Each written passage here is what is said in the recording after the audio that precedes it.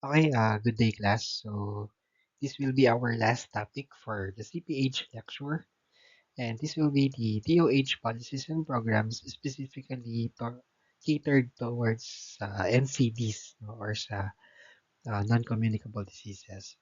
So, alam naman natin that the DOH or the Department of Health is yung kawaniyan ng gobyerno that primarily implements policies and programs para ma-prevent yun and control yung mga NCDs nationwide. As you all recall, during our previous discussion, ilan percent, no? Almost 70% ng mga namamatay sa Pilipinas ay dahil sa non-communicable diseases. So here are the 9 DOH policies and programs that will be discussed today. No? Even though 9 yan, brief lang naman for each of the policies and programs. These are all catered towards NCD lang, no? But if you're going to read into the OH, no, the OH programs, sobrang dami yung mga programs nila for NCDs at saka sa communicable diseases as well. And iba pa, these are national programs, no? So iba pa yung mga sa uh, city-centered programs, sa mga rural health centers, sa mga barangay level, no? So, iba pa yung mga yun. Okay? So, again, these are all DOH policies and programs in the national level. First, we have the Administrative Order number 2012-0029 or yung PhilPhen. No? Pag sinabing PhilPhen, that is the Philippine Package of Essential Non-Communicable Disease Interventions. So, yung PhilPhen na to, it provides primarily uh, yung mga important care protocols para sa early detection and management ng mga major NCDs. So, ang mga examples na ginagawa dito, of course, yung risk assessment and screening. If you recall, during our PMLS ba? PMLS ko ba pinagawa yun? Yung gumawa kayo ng bio-risk assessment, no? So, ganun yung ginagawa dito. As well as screening, yung they go interviews, no? They have simple laboratory screening tests, no? To detect yung mga NCDs. And of course, kapag nalaman nila that there are such thing as NCDs sa mga population na yun. Therefore, magpo-proceed nila sa management, sa treatment, as well as follow-up. So, that is the whole PhilPed. Okay?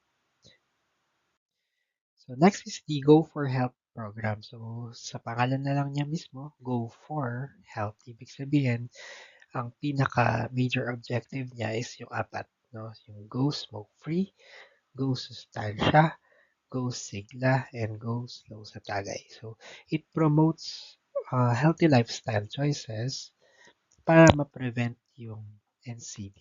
Okay? So, go smoke-free para mag-stop yung smoking, no? Kasi it is the leading cause of lung cancer at the same time ng COPD, di ba? Go sustansya for nutrition, no? Para magkaroon ng healthy diet. Go sigla for having a active lifestyle or increase yung physical activity, no? Para mas mabumaba yung risk of these NCDs. And lastly, of course, slow sa tagay. Ibig sabihin, it does not prohibit alcohol at all, no? Or totally. So, just moderate, no? You drink in moderation. 7 healthy habits is the next one. So, this is primarily behavior focus, no? Kasi if you recall during the differentiation na ating mga um, risk factors, um, mas marami or mas matindi yung mga involved sa behavior or sa mga modifiable. So ito yung pinaka-target ng 7 healthy habits, no? To have a behavior change campaign promoting the 7 lifestyle habits Of course, ang pinaka-main goal is to prevent NCDs. Ano ba yung 7 na yun? Ayan, nandito sa poster. Move more, eat right, be clean, then live sustainably, get vaccinated, don't smoke and vape, avoid alcohol, and say no to drugs. Care for yourself, care for others. Practice safe sex, and lastly, do no harm, put safety first. So the next one is si Puro Kalusugan. So this one naman, it is a community-based program advocating holistic wellness and preventive health practices. So pag sinabi niyang holistic, again, pangkabuuan or um, yung yung targeted na approach for this particular uh, program is yung pangkubuan, no? So ano ba yung mga involved dito? So community-based initiative promoting preventive health practices at a local level. Ano ba yung local level? Again, dun lang sa mga local areas nila. See, for example, sa Angeles City, ano yung mga targeted approach for Angeles City? No? Ano ba yung mataas na mga kaso dito? So, yun yung ita-target natin. So, holistic approach tayo. So, ano yung mga madalas? Number one is immunization or vaccination. Of course, target yung nutrition, maternal health, screening programs, and yung mga family planning. Okay? Other than that, of course, kung ano man yung mga kinakailangan ng mga uh, local level units natin. Okay? Next is the Republic Act 10351 or 10351, otherwise known as your sin tax law. So, itong law na to, it increases the taxes on tobacco and alcohol. Of course, to reduce the risk and fund health programs. So, mas mataas yung presyo ng mga binibiling mga sigarilyo, mga vape products, mga alak, no? Bakit? Of course, para mas mabawasan yung mga nagko-consume or yung mga gumagamit ng mga products na to. Of course, alam naman natin na these particular products, they increase the risk of NCDs. So, ano mangyayari kapag pinataas natin yung presyo? So, mababawasan yung mga may engganyo na bumili kasi mahal nga, no? So, ganun yung context nito. Okay? So, anong gagawin? Anong gagawin dun sa tax na kinuha from this sin tax law? So, ang mangyayari, gagamitin natin yon to fund health programs. So, yung mga pinambili nyo, yung mga bumibili ng alak, tsaka bumibili ng sigarilyo, yung, yung sin tax doon gagamitin to fund mga health programs. So, basically, lahat ng mga binanggit natin previously at saka on our next slides, may ambag yung sin tax law doon. Next, we have the Resist NCD program. So this particular program is aimed at reducing NCD risk through screening, education, and community engagement. So ano ba yan? So it focuses again sa screening, education, and early detection ng NCD risk factors. Okay? So ano ba yung ibig sabihin ng resist? Okay? So pag sinabing resist, it means resilient and equitable systems for non-communicable diseases. So basically itong resist NCD program na to, integrated to sa WHO PEN. No, ano ba yung WHO PEN? So WHO PEN is the World Health Organization package of essential NCD interventions. So basically, itong WHO PEN na to, it is a framework, no, ng WHO na pwedeng sundan ng kanya-kanyang ng iba't ibang bansa, okay? Para yun yung magiging standard nila kung paano gumawa ng particular program for, yes, for in this context for NCT. Okay? So, kumbaga, yun yung standardized program na pwede mong i-apply sa bansa mo for NCD para mas bumaba yung kaso ng NCD. Okay? Again, ang focus ng Resist NCD is screening, education, early detection ng NCD risk factors. Next, we have the CHAP-P or yung Community Health Assessment Program or CHAP-P. So, this is local level program. No? So, kumbaga, ito yung ginawa nyo din during the prelim period. However, in this case, dadagdagan yun. Other than the interviews, no, survey, and community assessment, after nun, bibigyan mo pa ng intervention. No? Ano bang ibig sabihin pag intervention? Intervention, ibig sabihin, ano bang nakita niyong problema during the health assessment?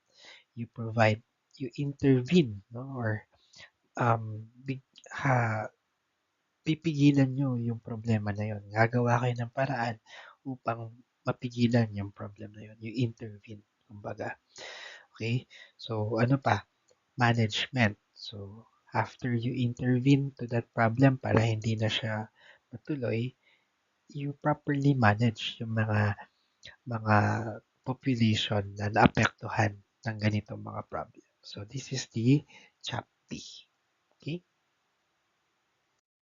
Next is the RA 11215 or 11215, also known as the Cancer Control Program. So this law provides the framework for the National Cancer Control. So yung National Framework for National Cancer Prevention, Cancer Treatment, and of course, yung palliative care. Okay? So dito rin na taguyod yung para sa PhilHealth na Cancer Assistance Fund, no? Kung nagkaroon ng cancer ang isang particular patient, so it could go to the government, especially sa PhilHealth, para mag-ask or mag-seek ng assistance, no? Again, this is yung Cancer Assistance Fund. Anong batas? Republic Act 11215, Cancer Control Program. And lastly, we have the WHO and the UN support or yung World Health Organization at saka United Nations support. So, in these are international collaboration, no, with these international organizations kasi they assist the Philippines in implementing NCD prevention and control programs. Bakit isa tayo sa priority? Kasi nga, kasama tayo dun sa 24 countries na mataas yung kaso ng NCDs. No? That's why ang WHO and the United Nations continuously nagpapadala sila ng budget, no, additional budget. Okay, hindi yan uutangin ng bansa mo, bibigay sila ng pera.